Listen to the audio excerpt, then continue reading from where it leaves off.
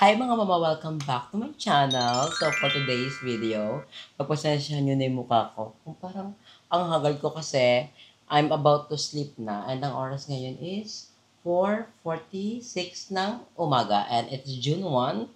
So i-upload ko rin to June 1. Pagpasensyahan nyo na yung mukha ko kung hagal. Ito kasi yung mga oras na active yung utak ko para magsalita, magkwento ng about sa nangyayari sa buhay ko. So, let's get into it. Ganito lang yung setup natin. Pagpasensyahan nyo na. Minsan nakikita nyo ako nag-vlog ng aesthetic. Ngayon, wag muna tayo mag-aesthetic.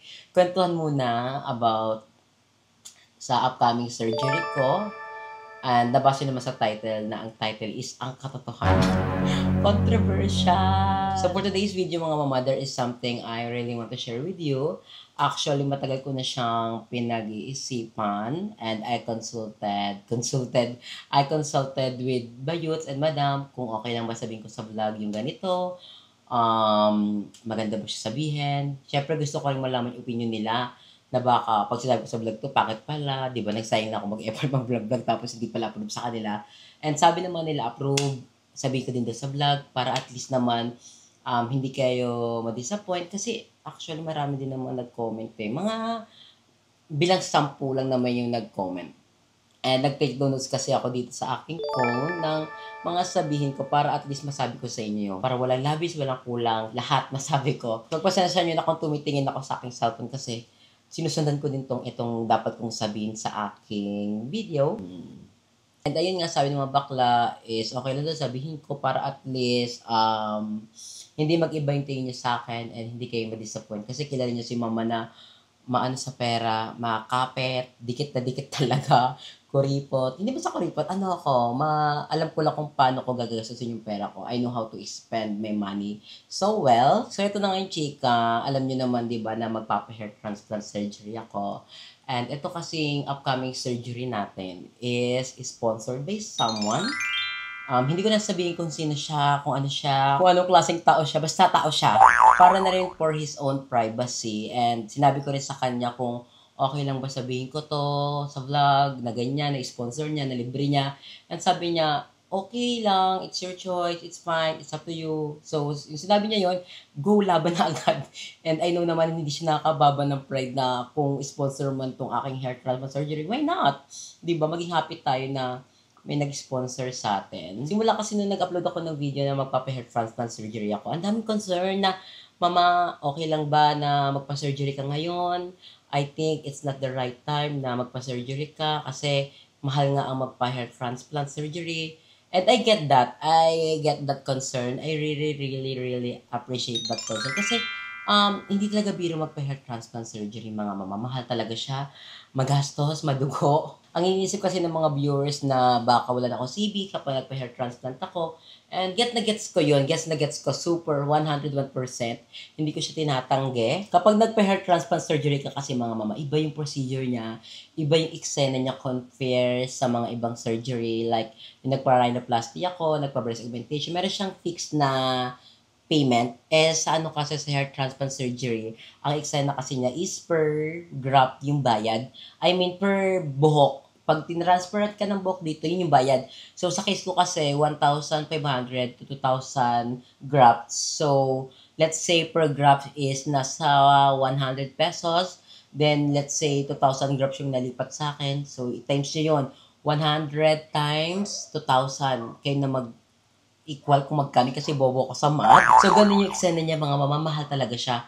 Pricey talaga siya. And may ibang cases din naman kasi na nagpapa-hair transplant sila na umaabot ng 4,000 kasi iba-iba kasi tayo ng cases ng noo. Ito kasing noo ko, meron kasing mga noo talaga, mga mama, na ang OA talaga. Parang panot na talaga, may ganun. So, pag nagpa-surgery sila ng ganun, nagpa-hair transplant sila, mas mahal kasi mas maraming buhok yung ililipat sa noo nila. Ganun yung eksena niya. Kaya, pricey talaga siya. So, sobrang dami kong monthly expenses. As of na, hindi ko talaga kayang magpa-hair transplant. Kasi, alam niyo mga mama, monthly, bumibili ako ng medicine ko, bumibili ako ng mga supplement. And monthly, meron ako expenses for the vlog. So, kapag in-equal mo siya, hindi ko kayang magpa-hair transplant. Mahal kasi talaga siya, mga mama. And then yun nga, merong taong nag-sponsor, special someone na nag-sponsor na magpa-hair transplant ako. So, finish ko na agad siya mga mama kasi sayang naman ang opportunity. Ikaw ba naman pag may opportunity, di ba? Hindi mo sasayangin yung mga ganyang bagay. Lalo na pag alam mo magpapasaya sa'yo, boost ng iyong self-confidence, mas magpapahalaga sa'yo bilang tao. Ang OA na, inaantok na ako. Siyempre, go mo siya. Kaya yun, sabi ko, go, kara-kara ka na. And ako naman yung nag-decide kung saan ako magpapa-hair transplant surgery. And naisip ko nga, is sa M-Aesthetic. Sila talaga yung naging first choice ko na sa M-Aesthetic ako magpapagawa. Kasi nagpa-surgery na ako sa kay Doc Mike before. Siya yung gumawa ng breast augmentation ko. So sabi ko, dito na lang ulit ako. And I know naman si Doc Mike Versosa is sobrang professional, sobrang bait, aalagaan ka talaga niya, ibibigay niya yung 101% niyang effort para sa iyong surgery. And yung nagpa-breast augmentation kasi ako sa kanila, is na-feel ko talaga na hindi ako customer. Tinirit talaga nila ako as their patients. Inalagaan talaga nila ako. That time naalala ko, groggy ako nun. Parang, kasi after surgery, groggy ka talaga. Ang sakit nung sa dede. So, ko, oh my God, nahihilo ako para kung may himatay. Inalagaan ako. Hindi ako yung parang, okay, tapos ka na, uwi ka na. Hindi ganun. Naglakad muna nila ako sa clinic para at least man lang, bago ako umuwi, alam nilang, okay na ako. Siyempre, ikaw din naman, kung may patients ka, ayaw mo naman na, di ba, mayroong masama sa patients mo pagkatapos mong gawan. So, ayun nga, na-feel ko talaga na love ako nila Doc Mike. Kaya doon ako nag-decide talaga magpa-hair transplant. And si Doc Mike kasi gumagawa din siya ng hair transplant. Sabi ko, ay perfect si Doc Mike. Doon na lang ako. And sabi niya, go, kung gusto mo dyan, go for it. It's your choice. Go laban. Yun nga, nagpa-consult ako kay Doc Mike. Ang bongga kasi binigyan ako ni Doc Mike ng discount. So, sinabi ko sa kanya yun na may doctor said he will give you discount. And sabi niya, wow, that's so nice. Ganun. Bobo ka talaga mag Basta sabi niya, good. Parang ganon. Si mama, bali, inaantok na ako, sorry. Pasensya niya ako para kung tanga mag-explain. Basta ma-explain ko lang siya. Inaantok na kasi talaga ako. Pero, pag sinabi ko kasi ito bukas, baka wala, hindi ko na ma-shoot. Baka magising ako anong oras na i-upload ko to June 1. Gusto ko muna magpasalamat sa mga concerned sa akin, ng mga nagko-comment sa akin na, yung ngayon nga, nagigets ko talaga sila. Nagigets ko talaga kayo na, gets ko talaga na meron kasi nag-comment sa akin na dun sa vlog ko na, Mama, parang hindi ata maganda magpa-surgery ka ngayon. Kasi hindi talaga, basta ngayon, gets ko talaga. I'm really sorry kung hindi ko siya nasabi sa inyo agad. Kasi pinag-iisipan ko. And ngayon nga, napag-isipan ko na sabihin ko sa inyo na sponsored itong aking hair transplant surgery. Na-happy ako naman, sabi ko sa inyo na sponsored siya. Paulit-ulit ako sa sponsored kasi yun naman yung pinaka-topic natin. Marami ding nag-comment sa akin, disappointed. Kasi nga alam naman nila na maano ko sa pera, madikit ako sa pera. So, mahal talaga kasi siya. So, kapag nagpa-hair transplant ako ngayon, na tas my own money, mahal siya. Mauubusan tayo ng savings, mga mama.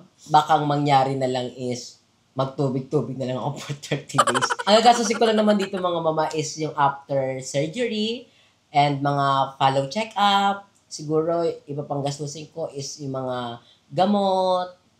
Ano pa ba? Pero hindi naman siya ganun ka-prices sa akin kapag gumastos ako. Tsaka mababawi ko naman siya sa vlog. Pero yung iisipin mo, gagastos ako para sa hair transplant on my own money. Bonggay mga, hindi ko kaya yun. Nasabog. Nasabi ko na ba lahat ng gusto kong sabihin? Or ilagay ko na dito sa screen? Ay, impact ako. Plus lang sa screen. Pero yon, basta, ang pinaka-point lang ng ating vlog here is sponsor siya sa akin. Sponsor to ng someone, special someone. You don't have to worry about me, mga mama, mga impacta na gastos ko to. Hindi ko to gastos. Libre to, sponsored to by someone. Tuloy na tuloy ng ating surgery. Excited ako. And marami din nagtatanong kung saan ako magpapagaling, sino mag-aalaga sa akin. Abangan nyo na lang yan kasi pinaplano pa rin ng mga bakla. Pero kung nasabi ko naman na sa inyo, siguro pag inedit ko, idadagdag ko na lang, ihahabol ko na lang siya. So matutulog na ako kasi mukhang antok na talaga ang mama. Ano yung mukha ko? Parang yung mukha ko bagsak na, hindi na yung buhay na mama. So good night na, update ko na kayo tomorrow. Bye! Hi mga good afternoon. Merong dala ang mga impacta sa atin. Umuwi na sila dito. Galing silang Okada, nag-party-party sila doon. So, tingnan nyo sa mga my day nila, Madam Ivan, Kuya Jigs, para at least may idea kayo kung anong party ginawa nila. Ano yun, parang rave? Batong lango na to. Tapos may favorite, Panda Express. Orange chicken. Orange chicken. Ito yung kinakain namin na mahal. Pero worth it naman kasi. Masarap talaga siya.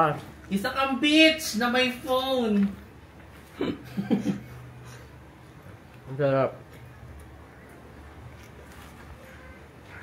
Usually di ako makain mga ganitong oras, pero dahil Panda Express to, ang sarap talaga. Akala mo bawas-bawas na. Ayaw ko tira-tira na nila. Pagbukas mo ng bawas, freshly ano pa siya. Puso ito yung kay Aya. Ang naloka, kung may dami palang pagkain na ganyan, tapos pansit ka dyan si Tanda. Bakit siya craving sa yung Pancit Canton? Ano kasi yung tao eh. Ay, 1 week na siyang di nag-working, no? Baliw nga yun. Balik ka nga ng kape, F. Gagabi ang mura, bibili ko dapat eh. Ayaw kasi magkape kagabi, te. Ante, ang pala ko, inom ko ngayong umaga. Plano ko. Tayo yung sinadjust mo. Kasi nga free shipping. Tayo yung sinadjust mo. Bukas na inumin, oh. Kaya sabi ko, yung ano nakabibili ko, magbumili si Jobin. Pero ganito kayo plano ko, inumin ko siya ng umaga. Where do you go? Anong tawag ito? Ano ka? Sabon? Safeguard? Pang-ina palinis ang pet dyan eh. Ganun din naalala ko. Kaya ayoko ng nota. Nagpatira ka na. Naglinis ng puwet. Uli ka ng kape, F. Pura kape. Ang mura lang sa Kura, 150 lang. Uli ka na. Bilis na. Para may kape. Nanghina ako, F. Dalawang kape mo sa akin. Sino nagpa-food panda? Wala nang magala nila yan. Ay, mayaman siya ngayon. Ha? Winjay siya. Ha? Kaya naman pala makapag-aya ng bong eat. Ano man? Kasi nga ba sabon mo ito yung baho? Baho ba? Hindi ko ba't ganyan ang amoy. Naaamoy ko kasi palinis siya ng pet kung may magpapakarat na bakla. Ito ba? Ayun no, safeguard na puti. Kawain. Tapos niya kayo kapag ano, may kape na tayo kasi gusto ko na ng kape. Ang hihina ako pag walang kape. Na-impact ako. Finally, dyan na yung coffee. How much sa akin? Total is 550 pesos. Baka nga 18 yung kulang pa. Ayan. In order ko is hot coffee. Ano, ice white. Dapat kala Jessica kami order. Kaso ang nangyari, hindi active ang ate mo Jessica. So, di ko na siya minessage. Wala kasi sila Jessica ng ano, Grab delivery or meron ata silang food panda. Kaso, di namin tinaray. Ayan, mahat tayo. Hot kasi lalagyan natin siya ng yelo. Ang technique ni Mama para mas madami. Ano siya? Ano sa labas? Kumatay ng yelo. Ayan.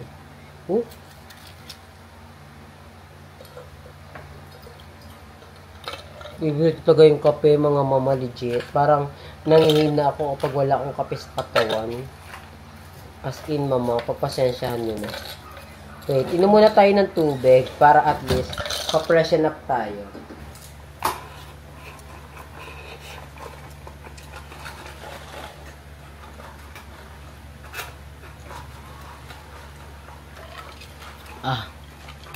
Para ako na magkape. Pero, para kung hulang pala ako.